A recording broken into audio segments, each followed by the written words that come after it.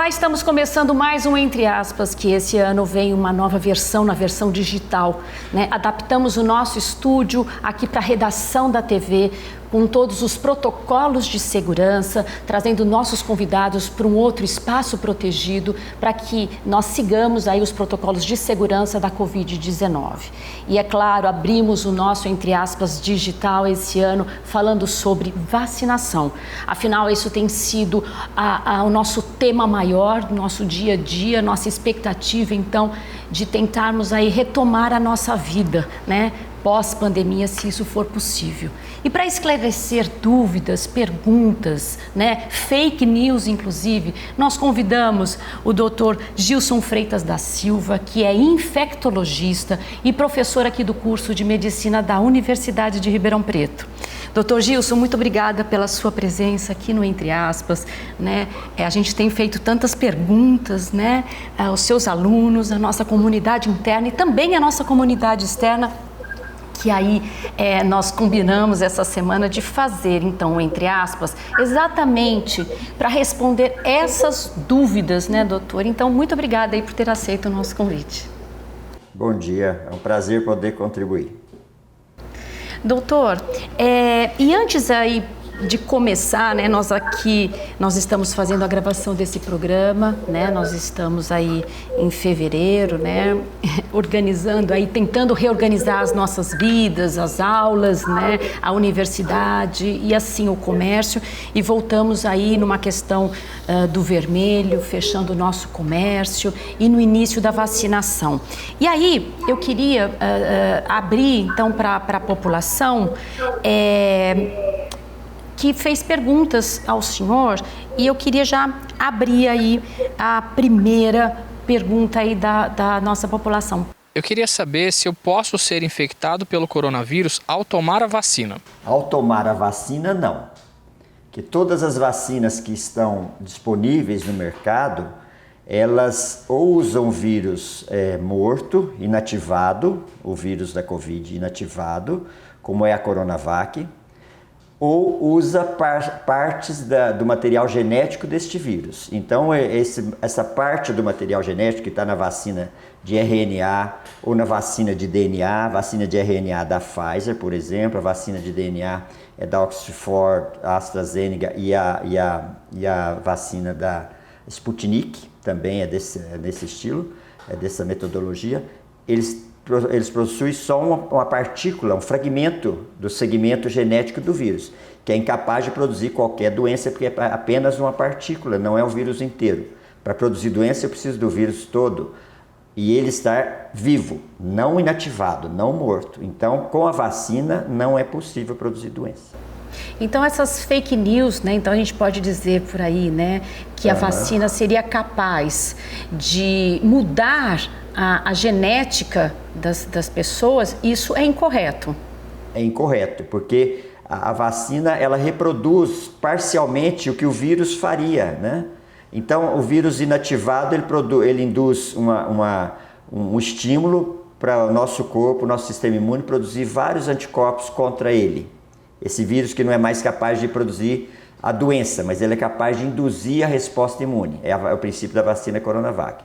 E os demais que usam a metodologia ou proteína ou então um segmento genético, como é da Pfizer e da Oxford, eles vão só usar a maquinaria do nossas células, do nosso sistema imune, e com aquela segmento ele induz a produção da proteína. Essa proteína geralmente é a proteína de superfície do vírus, e essa proteína de superfície é mostrada ao nosso sistema de defesa. Quando o nosso sistema de defesa observa aquela proteína, ele vê que não é nossa. Aí ele começa a produzir anticorpo contra aquela proteína. Então ele está produzindo só contra aquele segmento. E foi introduzido no nosso corpo, através da vacina, só um segmento genético, que vai codificar a proteína de superfície, a spike, que é a proteína de superfície do vírus coronavírus. Então nós vamos produzir um anticorpo só contra essa proteína. Nós não entramos em contato com o vírus todo e não está o vírus, mesmo na Coronavac, o vírus não está mais ativo, é um vírus morto. Então ele é só capaz de mostrar proteínas para as quais nós vamos produzir anticorpos. Quando vier o vírus vivo, A vacina, se eu já tomei a vacina, o que se espera é que eu já tenha anticorpos contra essas proteínas do vírus vivo que eu vou, por um acaso, entrar em contato. Aí eu estarei protegido. Esse é o princípio da vacina. E esse é o princípio de toda a formação da vacina? Então, todas as vacinas que nós tomamos desde pequenos, né, elas foram produzidas dessa forma? Sim. A única novidade que nós estamos tendo agora com a Coronavac são as vacinas genéticas, né? Se você for ver, vamos pegar uma vacina do tétano, que todos nós já tomamos vacina do tétano, né? A vacina do tétano ela é produzida, é injetada em nós a toxina tetânica. A toxina tetânica é uma proteína produzida pelo bacilo, pela bactéria, pelo Clostridium tetânico, que essa proteína a gente purifica só essa proteína. Quando vem a vacina, não vem para mim a bactéria do tétano, vem só essa proteína, que é um produto da bactéria. Só essa proteína é injetada em nós e o nosso organismo produz um anticorpo contra essa proteína. O fato de produzir anticorpo contra essa proteína nos protege de pegar a bactéria do tétano. Então, se eu vou entrar em contato com a bactéria do tétano, provavelmente acidentalmente, no meu dia a dia, mas eu tendo anticorpo, eu neutralizo essa bactéria. A hora que ela entrou, lá onde ela entrou, lá no ferimento que eu fiz. Neutralizo, porque o tétano ele vem a partir da liberação dessa toxina. Então, por isso que a vacina tem que ser contra a toxina. Porque as manifestações do tétano, toda a contratura, toda a lesão neurológica do tétano e muscular é dado por essa toxina. Então, eu tenho que neutralizar essa toxina. Eu tenho que ter anticorpo contra essa toxina. A vacina, então, do tétano é feita contra essa toxina, que é uma proteína. Então, nós temos vacina hoje da corona, que é feito só pegando a proteína spike da superfície do vírus, tira só essa proteína. E essa proteína imuniza a pessoa. Tem vacina com essa metodologia. Tem 4 metodologias de vacina atualmente em curso aí. Todas elas giram em torno dessas 4. Que é usar a proteína, por exemplo, a exemplo do tétano, usar, por exemplo, essa spike, que é a do corona. Então, eu pego a spike, injeto em mim e vou produzir anticorpo contra a spike. Estou protegido, porque se o vírus entrar no meu corpo, para ele se ligar nas minhas células, ele precisa dessa spike. Se eu tenho um anticorpo contra ela, ela já está neutralizada. Então ele não se liga, então a doença não vem. Tá? Eu elimino, estou protegido. A outra metodologia é pegar o vírus inteiro e inativar esse vírus, deixar ele inativo, ele é incapaz de produzir a doença. Mas está lá a proteína, está o spike na superfície dele, está outra proteína transmembrana, está do capsídeo, está tudo lá, né? Entrou no nosso corpo, aí bota o vírus no nosso corpo, que é o princípio da Coronavac. Entrou no nosso corpo, eu vou produzir proteína vou produzir anticorpo contra a spike, contra a do capsídeo, todas as proteínas que o meu organismo entrou em contato. Também estou protegido, porque eu já tenho anticorpo contra essas proteínas se vier um vírus ativo para mim. E as outras 2 metodologias são segmentos genéticos. Um é de RNA, que é o princípio da vacina da Pfizer. E o outro é de DNA, que é da vacina, por exemplo, da Pfizer, da Pfizer e da Moderna, é o RNA. Da Oxford e da Sputnik é DNA. Então, você está pegando segmentos que codificam a formação dessa spike. Segmento genético agora, eu não estou pegando ela pronta mais. Eu estou pegando antes, estou pegando o código que vai fazer ela ser formada. Ponho no meu organismo, seja RNA ou DNA, então eu estou pondo só esse segmento, eu não estou pondo o vírus inteiro. Então a vacina não me traz doença. Tá? Eu ponho esse segmento induzo, através da nossa genética, usando a minha maquinaria da nossa célula, ele induz a produção agora da proteína, spike, porque ele codifica só spike, e o meu organismo, sabendo que essa proteína está no meu organismo, o meu organismo reconhece aquilo como não próprio. Aquilo não é meu, não é nosso. Se não é nosso, ele vai ser gerado uma defesa contra ele, para ele ser eliminado. E aí gerou a defesa, gerou o anticorpo, anti-spike de novo. No fim, o que nós vamos ter? Anticorpo, anti-spike, em todas elas. Entendi. Só que as metodologias são diferentes. Entendi. Isso significa, doutor, a questão do avanço da ciência, da medicina genética a nosso favor. E talvez isso possa responder, isso eu pediria a sua ajuda, inclusive, nessa questão que muita gente fala assim, a vacina demora muitos anos para ser produzida. Como confiar numa vacina que foi produzida em pouco tempo, como é essa contra a Covid-19? Então, essa é uma outra pergunta que tem gerado muita discussão. Eu não acredito nessa vacina porque ela foi feita em muito pouco tempo, então ela pode gerar aí sérios danos à saúde. O senhor acredita que isso tem uma explicação? para essas pessoas que falam isso? Eu acho que realmente é uma questão que gera insegurança, sem dúvida nenhuma. Principalmente quando a gente não tem uma familiaridade com o assunto, né? O que a gente vê na ciência nesses anos todos é que a ciência vem desenvolvendo, a ciência não está parada. Então, tecnologicamente, obviamente, eu que espero e que nós estamos vendo é que nós vamos conseguir vacinas muito mais rapidamente. É óbvio, se eu estou desenvolvendo a ciência, vão vir vacinas mais rapidamente. Agora, eu tenho que concordar também que nós estamos num momento que, dada a urgência da situação, nós não estamos tendo tempo de fazer todo o estudo metodológico e com todo assim, o tempo necessário, né? Então, nós estamos sem esse tempo. Por isso que o termo está sendo usado agora é emergencial, não é a rotina, é emergencial. Na situação emergencial, se eu tenho algo que pode me ajudar, eu não posso fazer toda a rotina. Não dá tempo de eu fazer toda a rotina. Emergência é emergência, emergência passa na frente, tá? Então, eu acho que a gente tem que entender isso. A ciência tá melhor, pode conseguir vacina com menor tempo, essa vai ser a tendência mesmo. Essas metodologias genéticas já vinham sendo investigadas há muito tempo, né? Tanto é que pôde se fazer tão rapidamente uma vacina com RNA, DNA, porque já tinha coisa sendo caminhada, não para Covid, que não se conhecia Covid, mas estava sendo estudado para outras doenças. A tendência do futuro é ter mais vacinas, sim, para várias doenças infecto-contagiosas. Então, isso daí, as doenças infecto-contagiosas, são doenças que vêm da nossa convivência com o nosso meio, né? Ou das nossas mudanças. Então, nós vamos desenvolvendo para um lado, mas isso nos expõe a outras coisas que a gente não conhecia, né? Haja visto esse exemplo do Covid. Então, a natureza é viva. Então, eu mexo com a natureza, posso ter surpresa, eu tenho que estar me preparado. Eu tenho que estar preparado para as surpresas, porque pode acontecer, tá? Então, é isso que a gente tem que ver. A humanidade evolui, aumenta o número de pessoas, aumenta a necessidade de alimento, o outro vai mexer com um alimento aqui, outro ali, e pega alguma doença, né? Como provavelmente foi a origem agora, né? Desse consumo de animais silvestres, né? Doutor, o senhor falou aí dos tipos de vacina e a gente tem aí uma pergunta de uma pessoa da população exatamente sobre isso. Vamos a essa pergunta, essa dúvida dela, que pode ser a dúvida aí de muitas pessoas. Eu tenho uma dúvida. Existe uma vacina melhor? Nesse momento, não. O que nós conhecemos das vacinas são essas 4 metodologias. Não existe 4 vacinas no mundo, não confundir. No mundo tem mais de 100 vacinas sendo pesquisadas, né? Mas as metodologias não fogem disso, tá? Tem metodologias aí de vacinas, tem outras proteínas além dessa spike que também está sendo pesquisada, e tem metodologias aí da aplicação de vacinas em spray, não ser mais vacina injetável, isso vai surgir, né? Isso já tem pesquisa para outros tratamentos de outras doenças, aplicação em spray, de medicação em spray para saída via oral, para saída injetável. É possível, absorção via mucosa, nasal ou oral, tá? A gente tem hoje medicamento aplicado pela pele, você põe em contato, hormônio, medicamento antitabagismo, né? Medicamento para neurológico também, risperidona, por exemplo, você põe o disquinho e absorve, é pela pele. Então, essas são metodologias que estão sendo investigadas e que vai mudar, sim, para o futuro, né?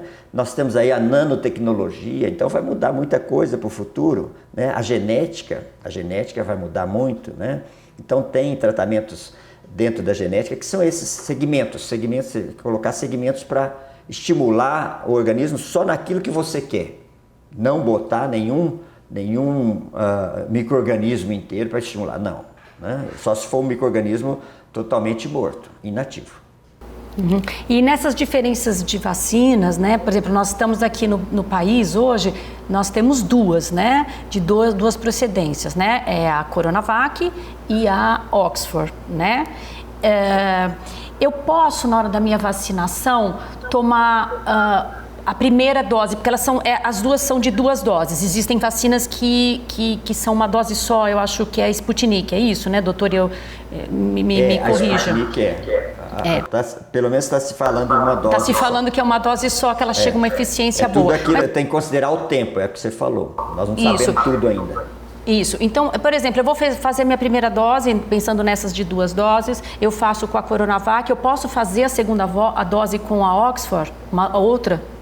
Não, não é recomendado, tá? Você deve manter a segunda dose com a mesma vacina, com a mesma metodologia que é de produção da vacina, tá? Não mudar de metodologia porque você, nesse momento, está sendo observado, né? Tem aí grupos de estudo ainda sobre observação, a vacina continua sendo estudada. Então, as outras etapas da vacina, os que estão produzindo a vacina têm que mostrar que passaram para as outras etapas, vai ter que mostrar. Só que para uso de urgência, nós, com essas informações que nós já temos até o momento, já estamos usando como urgência, né? Mas isso não quer dizer que as etapas da rotina não devam ser obedecidas, ele tem que continuar. Então o grupo de estudo continua. Então grupos aí que estão vendo se tem efeito colateral, e se esse efeito colateral é para todas as pessoas, ou é para algumas pessoas de risco, ou é para mais idoso, alguma característica, isso vai ser descrito depois. Nós ainda não temos todo esse estudo descritivo. Nesse momento nós temos mais resultados quantitativos, estudos quantitativos, quer dizer, as vacinas foram testadas e mostraram eficácia, mas eficácia o que é? Eficácia é a capacidade de não deixar o indivíduo ir a óbito, ou de não deixar o indivíduo ficar grave. Essa é a eficácia da vacina, é um efeito quantitativo. Qualitativamente eu ainda não sei se ela causa danos ou alguns efeitos para algum grupo específico, por exemplo, para o sexo feminino, para o sexo masculino, para a grávida, para a criança, eu não sei ainda, né?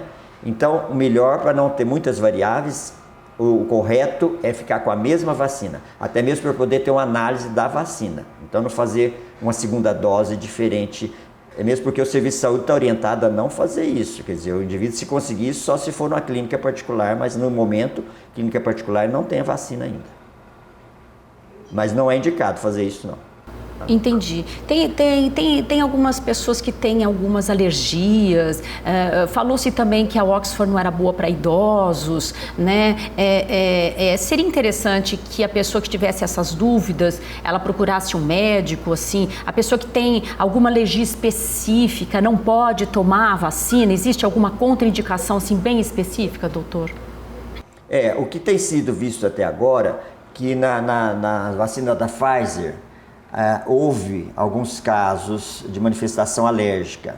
Então eles têm recomendado quem tem alergia não usar a vacina da Pfizer.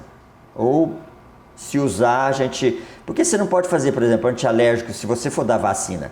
Se você for usar um antialérgico, você usa um antialérgico só leve, não usa corticoide, porque o corticoide vai prejudicar a própria resposta à vacina. O corticoide inibe essa resposta à vacina, então não pode. Então, se o indivíduo for muito alérgico, é melhor, até o momento, se a gente viu que tem algumas reações com a Pfizer, não tomar da Pfizer, tomar as outras. A questão de idade, teve aí uma discussão sobre idosos na vacina da Oxford, né? Alguns efeitos colaterais. Me parece que até está em análise aqui no Brasil um caso lá em Manaus, né? Que ocorreu um idoso, me parece que foi a óbito, mas não se sabe ainda a causa do óbito dele.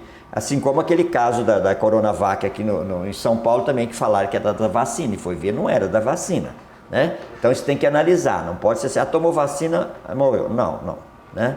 Pegar um exemplo, né, doutor, e colocar esse exemplo como um alarde, né? Como nós já estamos vivendo, é isso que a gente fala, né? A gente já está vivendo um momento muito difícil, né? Com muitas informações, né? Então, assim, alguns fatos isolados, isso causa um pânico na população, né? Causa e às confusão. vezes não é bem assim, né? Causa confusão, mas ao lado por exemplo, dessas observações, tem sido vista, nesses grupos de estudo, tem idosos sendo vacinados. Nessa vacina da Oxford, né? Na vacina da Pfizer a questão da alergia. Então, tomar cuidado com quem é alérgico. Porque ela não está sendo aplicada ainda aqui no nosso país, né, a Pfizer? Não, Pfizer não. A questão de quem é alérgico. E com os idosos, houve essa observação que não está comprovada, né, que a Oxford traria alguns riscos aos idosos, mas o mesmo princípio da Oxford é a da Sputnik. A Sputnik que foi testada em idosos não teve nenhum problema, né? Isso que foi publicado no Lancet. E também nos países, Oxford está sendo muito usado na Inglaterra, não tem relato de casos de idosos. A Inglaterra é um país de muitos idosos, né? Então não tem relato assim de uma coisa significativa que os idosos que estão tomando a vacina estão morrendo diferentemente dos que não estão tomando. É isso que você tem que ter Você tem que ter grupo controle. Você não pode só falar de quem está tomando vacina e falar, esse daqui está... Não é.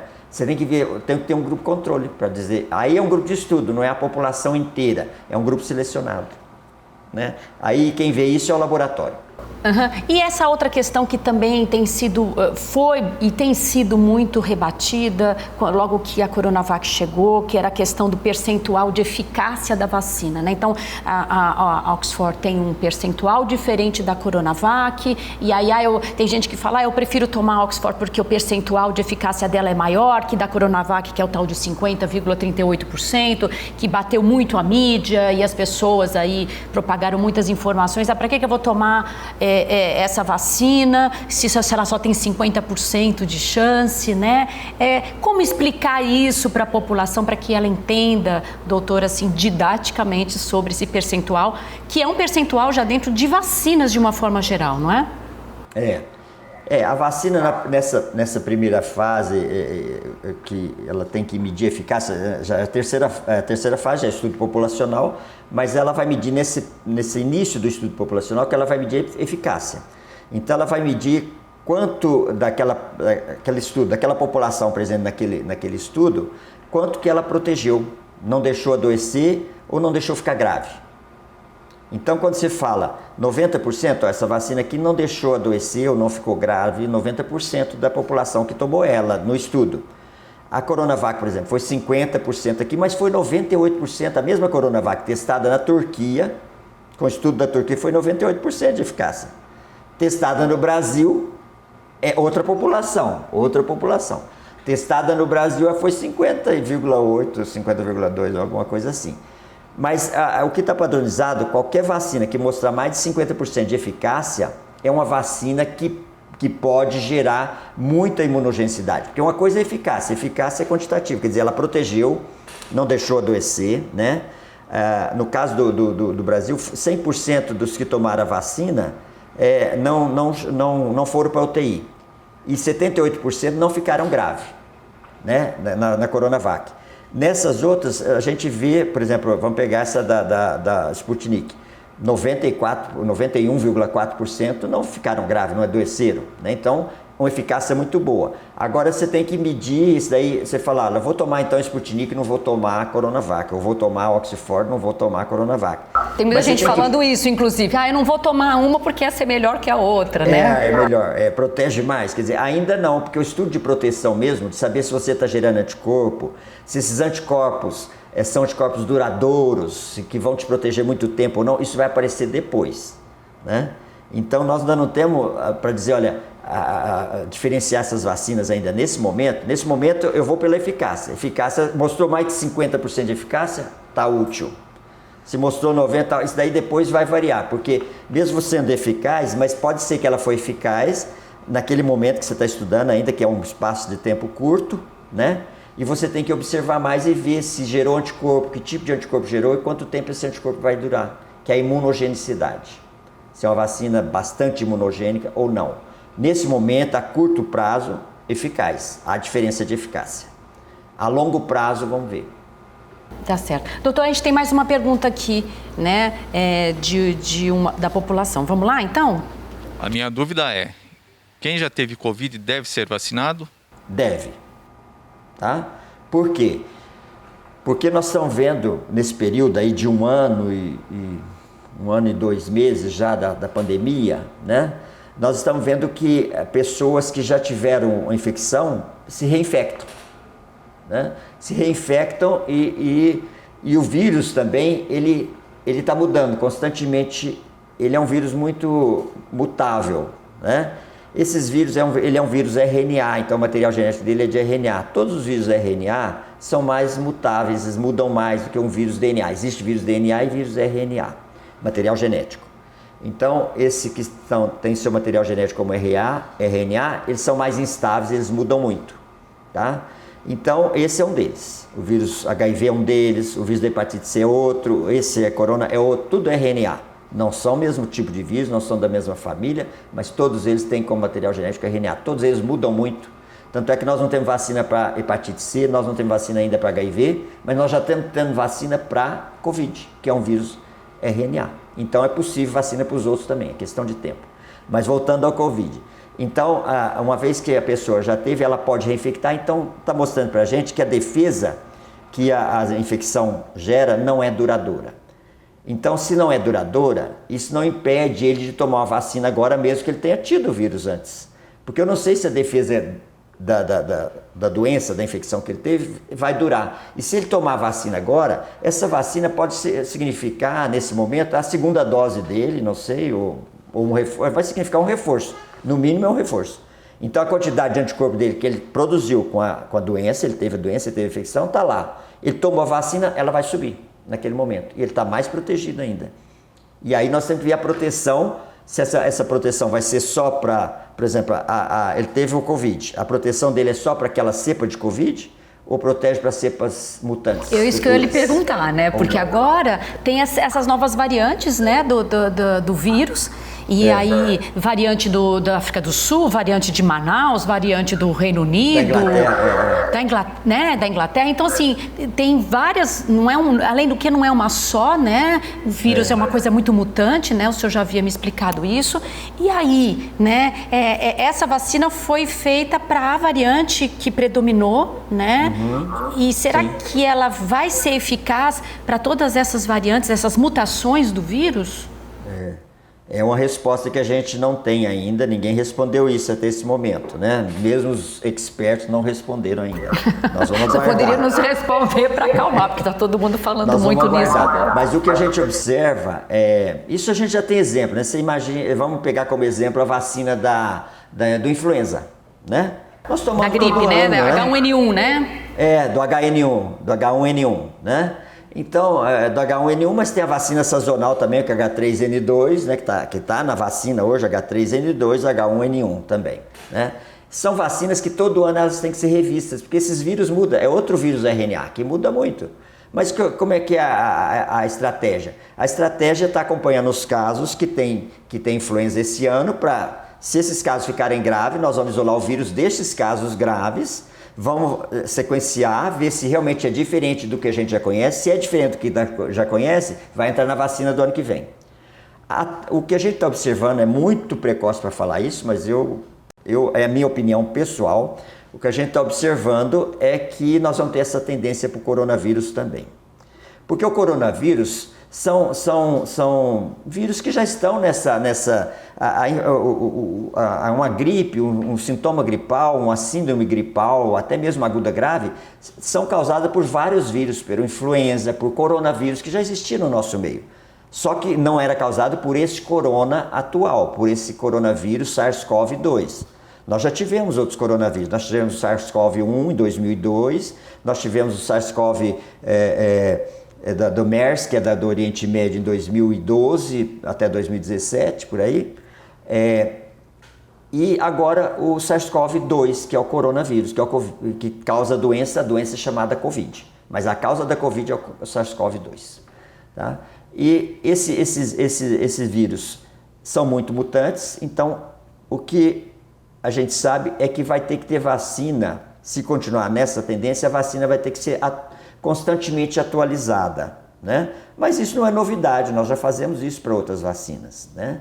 Mas parece que é essa a tendência, porque é um vírus que muda muito, cepas novas estão surgindo, e essas cepas novas, então a gente não pode ainda, sem o auxílio da vacina, ou sem o auxílio do medicamento, ainda liberar a circulação, o trabalho, voltar a uma vida normal, né, que a gente fala. Que a gente estava acostumado, a gente pode se acostumar a outra, eu acho que nós vamos ter que nos acostumarmos a outra, mas algumas pequenas mudanças nós vamos ter que fazer, né, a nível individual e a nível coletivo. Então, nós temos que fazer nos preparar para receber essa vacina, provavelmente periodicamente, né, porque esse vírus vai mudar e o vírus ele quer a sobrevivência, então ele muda para ele sobreviver, né? Então ele é um ser que já está adaptado, é como se fosse assim, uma vida contínua, ele tem que sobreviver, então ele se adapta, então e precisa da aproximação. Então por isso que a gente vê que momentos que há uma liberação, momentos de fim de ano, festa de final de ano, e atualmente tem muitos setores da sociedade que não obedecem, né? A gente acabou de ver aí eleição na Câmara, festa sem máscara e tudo mais. Então, tem vários setores, praias lotadas, pessoas né, informadas e pessoas... De qualquer maneira, eu acredito que no todo são pessoas desinformadas. Pode ser mais... de mais posse ou menos posse, mas estão desinformados. Né? Porque tem muita gente, principalmente, vamos lá, né, não querendo atacar, mas tem muito jovem, né? Os jovens falam assim, essa doença, ela ataca as pessoas de idade, dos mais de 60 anos, então eu estou imunizado, né? Ou eu também tenho aquela questão, eu já tive o Covid, então eu não vou pegar novamente, né? Eu queria que o senhor esclarecesse um pouco sobre isso, porque tem muita gente que eu conheço, inclusive, né? Acho que o senhor conhece também. Eu estou imunizado, vem e te abraça. Eu falei, mas como assim você está imunizado? Eu já tive. Então isso me garante livre acesso, não preciso usar mais máscara. Então, assim, a gente tem visto muitas pessoas nessa atitude. Como indicar esse tipo de atitude ou proceder, né? Esse é um hábito que eu acho que a gente já tem que... não é uma mudança definitiva, mas eu acho que é um hábito que a gente vai ter que preservar ainda, que é o uso da máscara, né? O distanciamento físico e a higienização das mãos, principalmente, que é o nosso instrumento do dia a dia, e depois da higienização do corpo como um todo, né? Mas isso não... o fato de ter tido já a infecção não exclui esse cuidado, e o fato de ter sido vacinado não exclui esse cuidado. Então, mesmo você tendo sido vacinado, mesmo você tendo tido a infecção, você tem que continuar usando máscara, você tem que continuar higienizando as mãos, você tem que estar mantendo o distanciamento físico, tá? Não é o distanciamento social. Socialmente nós podemos falar aqui por internet e tal, né? Mas nós estamos distantes fisicamente. Você está numa sala, eu estou noutra, né? Mas socialmente nós estamos nos comunicando, tá? Então o distanciamento é físico. E aí você tem que fazer, isso não exclui nem a vacina nem o fato de ter tido a doença, porque tem casos que se reinfectam. É isso que então, eu ia perguntar agora. Há casos de reinfecção, né, doutor? O fato de ter tido a infecção não impede não quer dizer que você não possa ter de novo. Também não quer dizer que você vai ficar grave.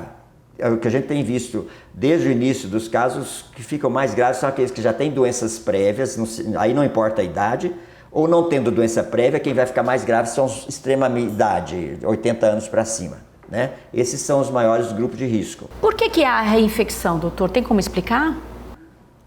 Então, a reinfecção provavelmente porque uma coisa que a gente tem que distinguir é recidiva e reinfecção. Recidiva por exemplo, você está tendo uma infecção e ela não curou direito. Ela voltou de novo. Ela é logo em seguida, né? O que a gente tem visto muito são efeitos, sequelas do Covid, que são sintomas que persistem por meses, né? Estão persistindo. Tem vários sintomas relatados, de vez em quando está surgindo um novo aí, né? Que o pessoal está observando ainda, tá? Agora, essa reinfecção se dá porque provavelmente a gente está... há essa mutação, essas cepas novas, e a gente está pegando uma cepa um pouco distinta do que a gente pegou no primeiro episódio. Isso o pessoal pode até ajudar no entendimento se a gente imaginar a dengue. Dengue nós temos 4 sorotipos bem conhecidos, bem distintos, diferentes um do outro, né? Geneticamente, assim, antigenicamente diferentes. Então, se você tem o sorotipo 1, você ainda pode pegar o sorotipo 2, o 3 e o 4, né? Aí o 1 te protege de maneira efetiva para o 1 mesmo, então ele protege bem para o 1 e te protege parcialmente para o 2, 3 e o 4. Então você pode pegar o 2, 3 e o 4 e até ser pior do que o 1, né? E depois essa defesa do 1, pelo menos do dengue também, a gente ainda não conseguiu uma vacina. Dengue já tem vacina, mas nós não conseguimos, não está na rede, mas nós não conseguimos uma vacina ainda que proteja muito também da dengue ainda, por muito tempo. Ainda nós não temos essa vacina, mas já tem vacina para dengue, né? Nós vamos, depois que tiver uma vacina boa, acho que vai para a rede também, isso é questão de tempo, né? Mas a reinfecção no Covid é isso, pode ser que aquela defesa não foi duradoura mesmo, ela é muito rápida e eu estou suscetível de novo, até pegar a mesma cepa que eu já peguei antes, fico totalmente suscetível de novo, essa é uma hipótese, quer dizer, sua defesa cai muito e precisaria acompanhar os casos então que tiveram. Agora nós vamos ter a resposta da vacina. Esses grupos de estudo que ainda existem, que estão continuando, vai nos dar essa resposta, se a imunidade que a vacina gerou é duradoura ou não. Que tipo de anticorpo está gerando, se é um anticorpo que realmente neutraliza, porque se não for anticorpo neutralizante não adianta, a vacina não funciona. E por quanto tempo ele neutraliza. Nós vamos ter a resposta agora com esses estudos. Mas a reinfecção se dá porque ou eu fiquei sem defesa, minha defesa foi embora, ou a cepa mudou, aí eu reinfecto. Doutor, a gente falou bastante de vacina e eu queria abordar, a gente já está aí nos 5 minutos finais do nosso programa, uma outra questão que tem se falado muito, né? Na questão aí da infecção do vírus, de remédios que você toma, né, para não pegar o vírus, né? Então tem muita gente aí utilizando ivermectina, hidroxicloroquina e antibióticos também. Então existe aí, eu vejo aí muita gente passando até para os WhatsApps, né, que tem sido aí um meio de muita informação e desinformação também, né, nas redes sociais de uma forma geral, e as pessoas mostram lá um kit de prevenção. O doutor explica pra gente que kit é esse, né, desse composto aí, né? Dentro desse composto aí as pessoas incluem também a vitamina D, outros ingredientes e assim as pessoas enviam fotos, olha, tome esse composto que você vai se prevenir e não vai pegar o vírus. Correto isso, doutor? O que a gente sabe quanto a esses medicamentos que você citou, por exemplo, a ivermectina, tem um trabalho australiano, né, mostrando in vitro, em célula. Eles pegaram célula, por exemplo, célula vero. A vacina, por exemplo, da Coronavac, o vírus ele é multiplicado em célula vero, depois ele é morto, ele é inativado. Essa célula vero, então, é um meio de cultura para o vírus.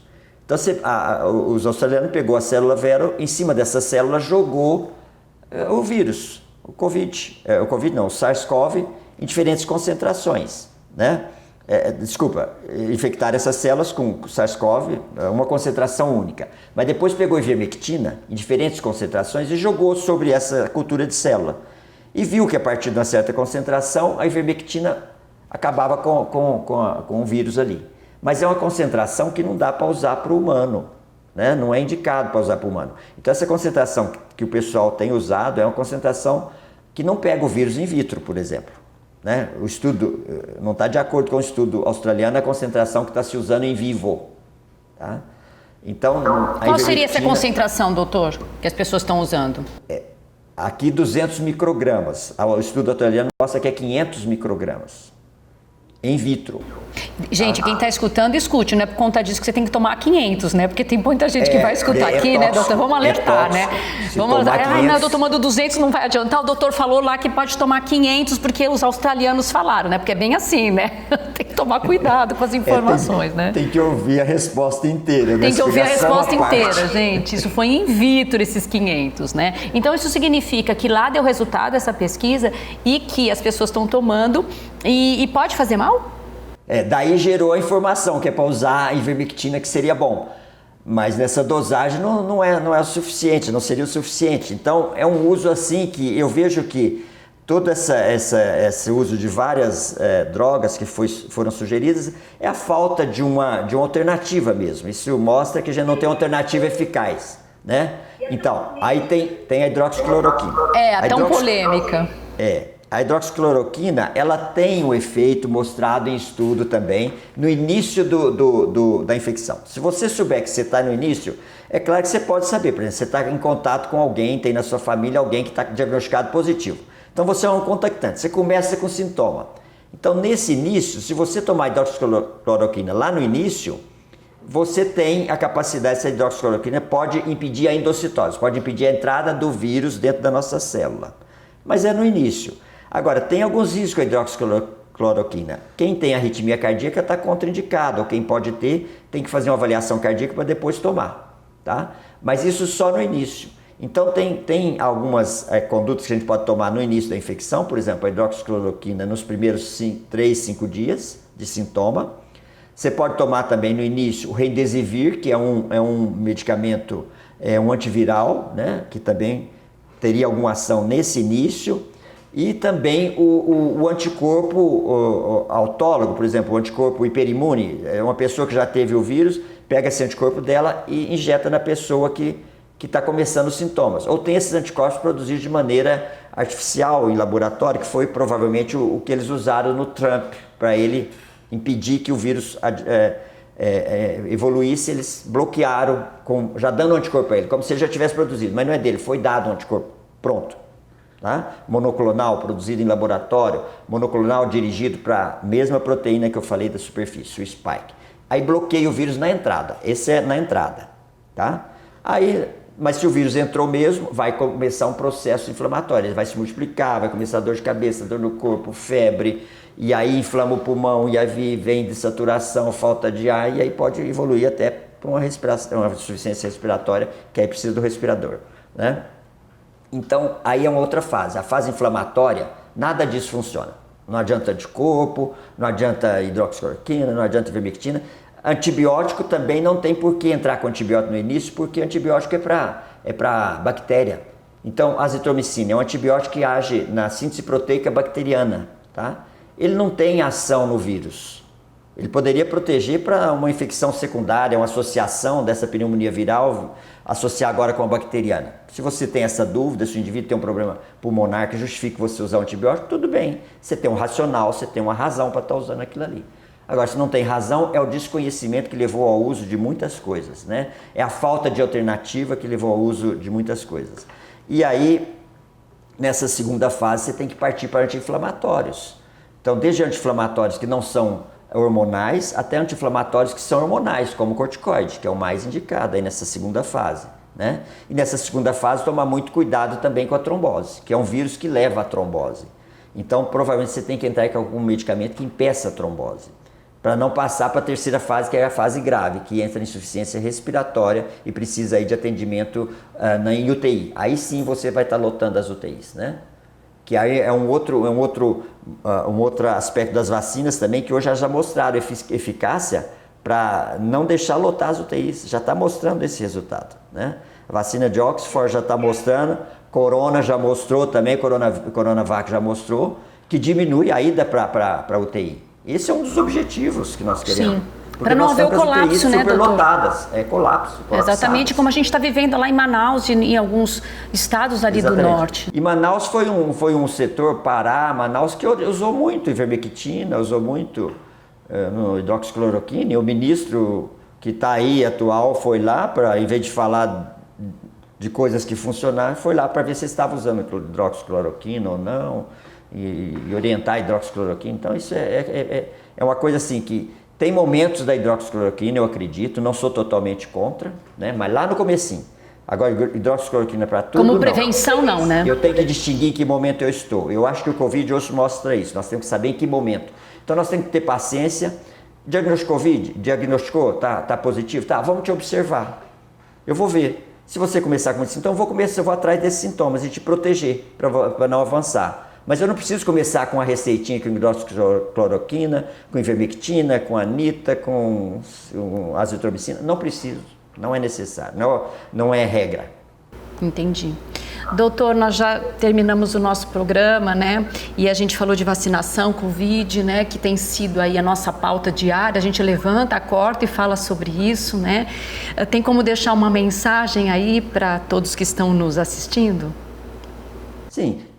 Eu acho que a ciência tem demonstrado muita competência, né? Tem vindo aí as vacinas, que é esse investimento maior que a gente está ouvindo, mas vão surgir medicamentos mesmo, que vão talvez auxiliar a vacina, e assim, ao longo do tempo, no futuro, nós podemos sim controlar, ou acabar talvez com essa possibilidade do vírus perpetuar no nosso meio, mas é um vírus muito versátil, então ele muda rápido porque ele quer continuar. Ele encontrou um hospedeiro, que ele pode utilizar, né?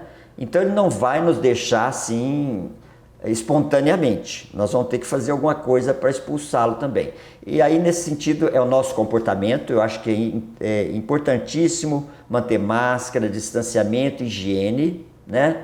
Não adianta a gente estar com calor, ir para a praia e festejar e bar, porque nós vamos ficar nessa oscilação entre um período que vai fechar tudo e um período que afrouxa um pouquinho. Um período que fecha tudo, para o pessoal não se estressar demais. Então, essa pressão é diminuída assim, deixa sair um pouquinho, depois aí aumenta, aí volta todo mundo. Né? Até nos convencer, mudar o nosso comportamento e ver o que nós podemos contribuir, cada um como pessoa, né? Aí nós vamos ter uma contribuição coletiva. Então, e aí chegando medicamento, vacina, mais as mudanças dos nossos hábitos, quem sabe a gente pode ficar livre do vírus e voltar a uma convivência muito mais assim saudável. Tá? Saudável, é o que a gente mais deseja hoje, né, doutor? Exatamente. O ser humano é um ser social, não dá. Exatamente. Né? Ele não vive só de contemplação, não dá, ele precisa ver outras pessoas. É verdade. Quem sabe na próxima vez, doutor, a gente possa aí estarmos lado a lado no estúdio para discutirmos aí outras questões aí na área da saúde. Porque doenças a gente passa, uma pessoa passa a doença para outra, é na convivência, é assim que passa. O coronavírus está mostrando para a gente como é que a gente pega a doença. É assim que pega, tá?